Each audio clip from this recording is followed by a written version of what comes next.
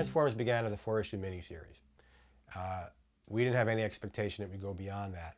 We had to introduce the concept of the Transformers, that these alien species of robots, somehow lands on Earth. All sorts of havoc ensues as a result.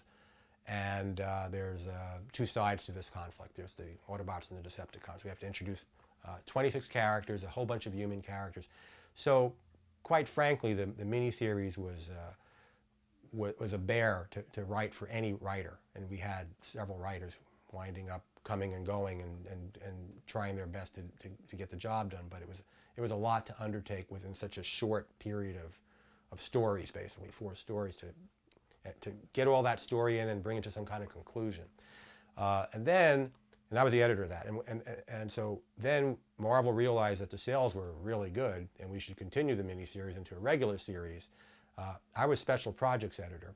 So part of my responsibility of special projects editor, or the way my job was defined, I should say, is that I was assigned to do special projects like miniseries that were limited, or work with licensees like Hasbro in this case, but not to do regular series. So when Transformers transitioned from a miniseries into a regular series, I basically was no longer the editor because I'm not a regular series editor at that time.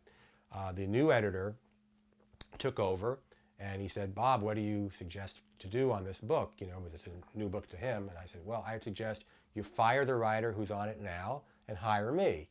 And the reason I suggested that was because for the first 4 issues, that 4-issue miniseries, I was basically spoon-feeding the plots to the writers because it was just too overwhelming. They weren't immersed into the whole Transformers universe that I had been working on helping to develop. So that's why we went through 3 writers and 4 issues, because nobody really wanted to stick to it, and it was just too much. So I said, give it to me because I know what to do with it. And that's what he did, and I took it over. And once I took it over, and I guess I had the advantage of, we have established this whole universe, this whole Transformers universe, and how they landed on Earth, et cetera, and what the essential conflict is. Since I already had that as a backdrop, I was able to then move into a direction where I could specifically focus on this character and that character and their storyline, and in a way it made it a lot easier, at least initially, to write the book because I didn't have to introduce 26 characters every issue. So that's where I focused. I focused on, okay, how would this character react in this situation? I always looked at the Transformers as a fish out of water sort of series. Here are a bunch of robots on Earth. How do I find interesting situations to put them in where their alienness meets our customs, our society, our culture? How does that work? How will they react? The good guys will react one way, the bad guys will react a different way, and then what kind of conflicts ensue as a result of that. So basically, that was the premise of like most, if not all, of my stories. How does that work between alien robots and us humans? Now, truth be told, as I got more and more into the book, I did take some stories off of Earth, so it wasn't always the fish out of water scenario, but by then I was, I think I was more interested also in continuing the development of certain characters, so I was able to do that in whatever scenario I created for the Transformers. I was able to further develop this character or that character.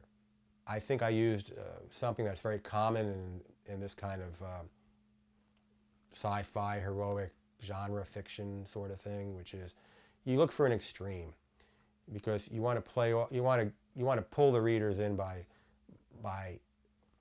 throwing something at them that's so extreme that they can't believe it. So my extreme was all the Autobots are dead except for one.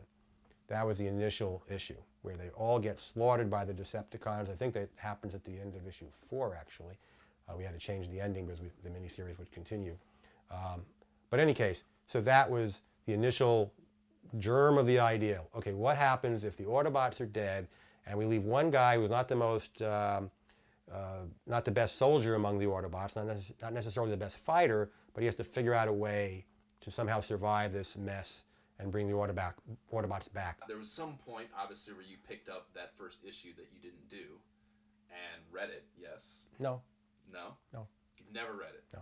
Never? I might have glanced at it. I don't think I ever sat down and read the whole thing. Really? Yeah, I'm cold. That was my final issue of writing Transformers. So I'd written issues 5 through 55 with maybe 2 or 3 fill-ins in between. So I wrote most of those issues. And I'd been begging my editor, Don Daly, to find somebody else to replace me for probably a year before I left, because I was really burning out on the book. The main reason being that it was a tough book to write, because since the Transformers was as successful as it was, Hasbro would introduce, every 6 months, like another 15 or 20 characters, another 15, 20 toys into the line. I had to figure out a way to bring them into the book and shove everybody else aside. It was really hard to, kind of keep that momentum going. Like, here I'm developing this character and I'm writing some interesting storylines, and oops, I can't use them anymore because I have to make room for all these other guys and figure out a way to, creatively introduce them into this whole scenario that we've created. So I was happy to find a willing person to take over the book, which was Simon Furman, who had been writing the British fill-in versions of Transformers. The British comics had a different printing schedule, so they had to do fill-in issues. In addition to reprinting ours, they had to do fill-in issues to kind of fill in the gaps in between, because they had a weekly schedule, whereas we had a monthly schedule of publishing. So when Simon and I had already met Simon, he'd visited the New York City offices, and I knew, I knew he was interested. And then I was actually taking a vacation in England in 1989. Simon's from England. So we met in London, we had lunch, and over burgers and beer, I passed the baton to Simon. Now, just a little side note, as the writer, I had no right to do this. That's an editor's job. But and I came back to New York, I spoke to my editor, and he was fine with the fact that I had made an arrangement for Simon to continue writing the book. He was just worried to get somebody on the book that he felt comfortable would be able to carry on the book. So anyway, Simon took over. And I was very relieved. I really didn't look back. I had done my time on the Transformers. I guess I had put out as many stories as I had in me. I didn't feel like I wish I had stayed on another year or two, but I had all these other stories remaining within me. And I wish Simon good luck. And I know he took it in new and different directions. But I didn't really follow the book after that. I had my own other interests to follow.